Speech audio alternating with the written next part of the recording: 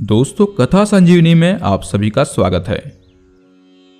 दोस्तों, ऋषि कंडु पौराणिक काल के एक महान ऋषि थे जिनका आश्रम गोमती नदी के तट पर था।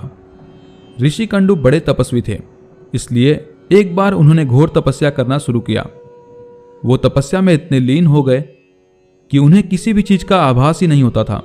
ऋषि कंडु को तपस्या में लीन देखकर इंद्र देवता घबरा गए। उन्हें यह डर सताने लगा कि कहीं ऋषि कंडु उनका स्वर्ग का सिंहासन न छीन ले। इसी डर के चलते इंद्रदेव ने ऋषि कंडु की तपस्या भंग करने के लिए प्रमलोचा नाम की अप्सरा को पृथ्वीलोक पर भेजने का फैसला किया, ताकि वह पृथ्वीलोक पर जाकर ऋषि कंडु की तपस्या भंग कर सके। भगवान इंद्र की योजना के अनुसार प्रमलोचा पृथ्वीलोक पर सीधे वहीं पहुंची जहां ऋषि कंडु तपस्या में लीन थे। फिर प्रमलोचा ने अपनी शरारतों से ऋषि कंडु का ध्यान तोड़ दिया। उसके बाद जैसे ही ऋषि की नजर प्रमलोचा पर पड़ी तो वे उसके रूप और सौंदर्य को देखकर उस पर मोहित हो गए और उसे अपने साथ लेकर मंदराचल पर्वत की गुफाओं में चल दिए। उसके बाद ऋषि कंडु प्रमलोचा के सौंदर्य में इतना खो गए कि वो 100 से अधिक वर्षों तक उसके साथ भोग विलास करते रहे। 100 वर्ष बाद एक दिन अप्सरा प्रमलोचा ने ऋषि कंडु से कहा कि हे ऋषि, अब मैं स्वर्गलोक वापस जाना चाहती हूँ, इसलिए आप मुझे खुशी खुशी विदा कीजिए। अप्सरा के मुख से जाने की बात सुनकर ऋषि उदास हो गए और उन्होंने कहा, हे देवी, अभी थोड़े दिन और रुक जाती तो अच्छा होता। ऋषि को उदास देखकर अप्सरा पृथ्वीलोक पर और रुकने को मान गई। फिर ऋषि कंडु ने अगले 100 वर्ष तक उसी गुफा में अप्सरा के साथ भोग विलास किया।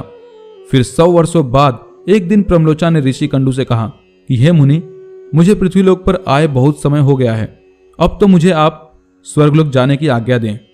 ऋषि कंडु उसकी बात सुनकर फिर व्यथित हो गए। बोले, हे देवी, अभी कुछ समय और रुक जाओ, फिर चले जाना। इसी तरह कई 100 वर्ष बीत गए और जब भी अप्सरा प्रमलोचा स्वर्गलोक जाने की बात ऋषि से कहती तो वो किसी तरह उसे मना लेते।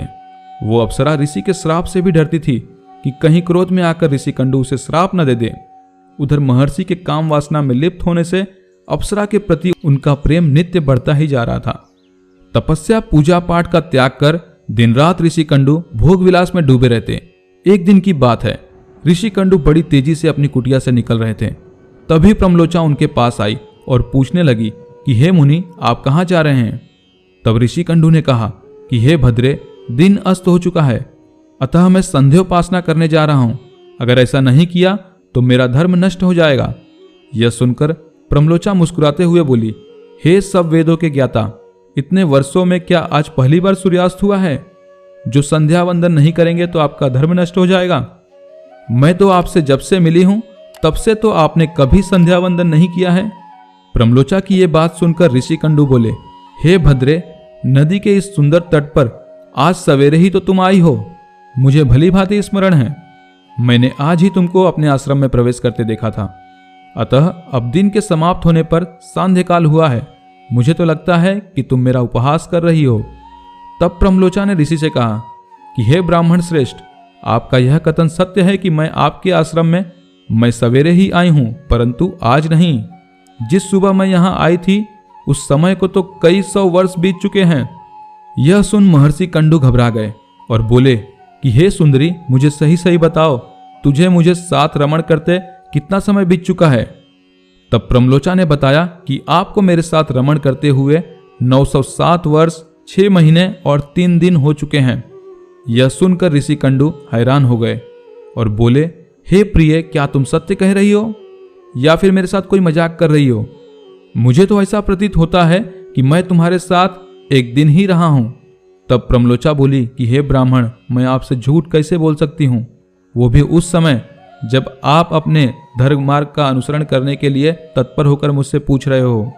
प्रमलोचा ने ऋषि कंडु से कहा कि मैं यहां किसी के कहने से आई थी। अगर आप क्रोधित ना हो तो मैं आपको सारी घटना का सत्य बताती हूं, परंतु हे ऋषि, मेरा इसमें कोई दोष नहीं है, इसलिए मुझे क्षमा कर दीजिएगा। यह सुनकर ऋषि कंडु ने कहा कि जल्दी बताओ, तुम्हें यहां किसने भेजा था? तब प्रमलोचा ने कहा कि आपकी तपस्या से देवराज इंद्र को डर लगने लगा था और उन्होंने ही आपकी तपस्या भंग करने के लिए मुझे पृथ्वीलोक पर भेजा था। प्रमलोचा के मुख से ऐसे वाक्य सुनकर ऋषि कंडु व्याकुल हो गए और बोले कि धिक्कार है मुझ पर, मेरा धर्म नष्ट हो गया। एक स्त्री ने मेरी बुद्धि को भ्रष्ट कर दिया, इस स्त्री के संग से मेरा समस्त जीवन का तप नष्ट हो गया। इसलिए हे पापिन स्त्री, अब तू जहां चाहे जा सकती है, क्योंकि तुझे इंद्र ने जिस कार्य के लिए भेजा था वह कार्य संपन्न हो गया। तूने मेरा तप नष्ट कर दिया है। महर्षि को इस तरह क्रोधित देख प्रमलोचा भय से कांपने लगी, जिस वजह से उसका पूरा शरीर पसीने से भीग गया था। उस समय ऋषि ने जो गर्भ प्रमलोचा में स्थापित किया था वह भी अप्सरा के रोम छिद्रों से निकलकर पसीने के रूप में उसके शरीर से बाहर आ गया। प्रमलोचा के पसीने से वायु ने उस गर्भ को इकट्ठा किया और वृक्षों ने उसे ग्रहण किया।